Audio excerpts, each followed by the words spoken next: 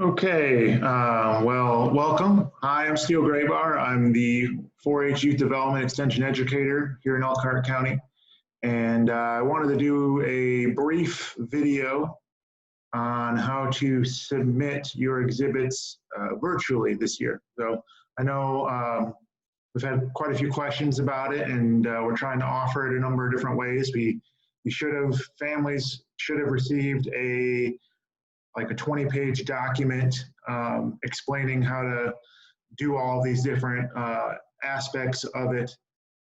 But I wanted to do a video as well for some of us, visual learners, so they can see how it works as well. And I'll keep it as simple as I can. But starting here on my desktop, okay, I'm going to be explaining a few things first. Here is I'm going to be submitting a fine arts project, okay? So this is my stand-in for my fine arts project. It's just a picture of a poster that I have here in my home. But this would be, if you took a picture of your fine arts project, I would suggest saving it to your desktop as a picture file. JPG works, that's what I have here. I'll explain what else is available when we get there. I know that fine arts also requires a project description card. So I have that here as well. I haven't filled it out, but you would fill it out first and then you would save it, either scan it and save it, or this is a Word file. You could type right into it and save it to your desktop. These are the only two things I'm going to need to submit my project virtually this year. So for a little bit of to help you out, the first thing you're going to want to do is you should be familiar with 4-H Online. You'll want to log into your account on 4-H Online and see which projects you signed up for. So here's my example 4-H'er that I'm using, because I'm doing everything from the family side. I'm not showing you the administrative side at all. This is, if I was Betty Adams, this is what I would see, and this is how I would go about submitting my project. So here's Betty Adams on 4-H Online. Here's the project she signed up for. There's fine arts. That's what I'm going to be submitting right now. If I had additional projects, I would submit those, but I don't have those done yet, so I'm not going to worry about that. As far as the project description card goes, if you go to Elkhart County, Purdue Extension Elkhart County, you just Google that. That'll take you to our website, and then you can go right here to 4-H County Projects, Youth 4-H County Projects. Click that, that'll take you right back to this page. But is a wonderful resource that we put together that has all of our, has links to everything you'll need for your project. So you can see it all here. For example, arts and crafts, this is what we'll need right here as a project description card. But if we were doing other things, we'd have our record sheet, our checklist, our manual, etc. And that's for every project, every single one. And it's alphabetical. You can see it all there. So if you weren't aware of that, that's out there. This is the last thing I'll show you before I get into fair entry. This is what we mailed you. This is the virtual exhibition guide, but this is the section specifically about each project. So if you see here, arts and crafts under county projects, I'll explain what that means in a second. These are all of the arts and crafts projects that we're talking about, the exhibits. And then here is what pretty much we need to be looking at. This tells us exactly what we're going to be submitting. So it says, take a photo in a well-lit area, try to reduce as many shadows and glares as possible. This is why we're encouraging folks that have poster projects to not buy sleeves this year, because that'll just make the glare a lot worse, where we're trying to reduce that. But be sure the entire exhibit is visible in the photo. And then you're going to also include any documents, in this case, project description reference card, which is for every arts and crafts project, and I think a couple other projects as well. That's something that is used. All right, so that takes us to fair entry. So this is what you'll see. If you just go to fairentry.com, this is the page that'll show up for families, okay? I would normally sign in here, but we're not going to mess with that today. We're gonna help you find our fair, our virtual exhibition. So you're going to go to find your fair. You're going to click that button. And then here in keyword, you can see I've already typed it. Search by keyword. I'm going to write Elkhart. and I'm going to click search. It's the only one that shows up. That's us. That's our fare. This is what we want. All right, so then you should take you to this screen here and gives you just some instructions on what's happening here. You've already received this information, but if you need to see it again, it's right there. But we're going to sign in with our 4-H Online account. So hopefully you know what that is. You'll need it to see which projects you have. That's what we went back here and looked at our projects for Betty Adams. You would need it there. But to sign in with 4-H Online here, you'll need your username and your password. So there's my Adams family email, and I have the password on it. And your role is going to be family, and you'll just click sign in. Takes us to this screen here. So from here, you can kind of see where things have happened. We've already used this as a test account a couple times. If I click that, you'll see both Betty and Brittany Adams there. So you can see we've already put photography in for Brittany, but we're working on Betty today. All right, so I'm going to go down here. I've already kind of started an invoice for her. Invoice is a scary word. You're really just submitting projects, but I'm going to continue to work on this. Your option might say something else like create or start an invoice. Mine said continue because I was already in here with Brittany.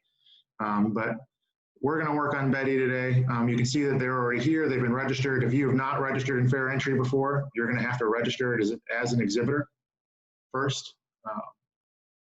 I'm not going to go through that. That's pretty self-explanatory, just like registering for anything else. But once you've registered, you'll show up over here, and we start creating entries. So for Betty, if you remember now on our sheet back there, it said that it was under county only. Fine arts was under county only projects. So here, county only projects and activities. That's what we want. We don't need any of this other stuff. For non-livestock projects, it's really only ever going to be under county only projects and activities or state projects. Those are really your only two options for non-livestock that you need to be worried about. Shooting sports, obviously, if you're in shooting sports, there's yours right there. Garden, okay, if you're in garden, that's yours right there. But the rest of these are animals. But for us, we want county only projects and activities. We hit select. Brings us to this new listing of all of the county-only projects and activities that we have. They're not in any particular order, unfortunately. Sorry about that. But we can scroll down and we see fine arts right here. We'll hit select. That all looks correct, right? So we'll hit choose. Starting an entry for her. So she's in grade 12. So we know we're in fine arts level D because it says grades 10 through 12 here. These will be for any project you select. It'll be just like this. It'll be sorted by our divisions. So you're clicking your class. We are fine arts level D, and then we hit continue. All right, so we've hit that. Now you'll come to this screen here. This is where it asks us what club we're in. For myself, because this is a fictional person, I'm putting them in something where it won't confuse other leaders that I'm doing this. So I'm putting them in something called Elkhart County 4-H Project Adult Project Leaders. But you can see down here, all of the clubs are listed. So if you were in Dog Club or Bentonville Cadets, Clever Clovers, any of these clubs, they're all alphabetical. You would click the one that you're in, your primary club, and just check the box and hit continue. So for whatever club you're in, you would just select that one and hit continue. And now we're actually putting in our photos. So upload a photo of your exhibit, tells you the file types here that are accepted. You could do a GIF. I don't suggest that.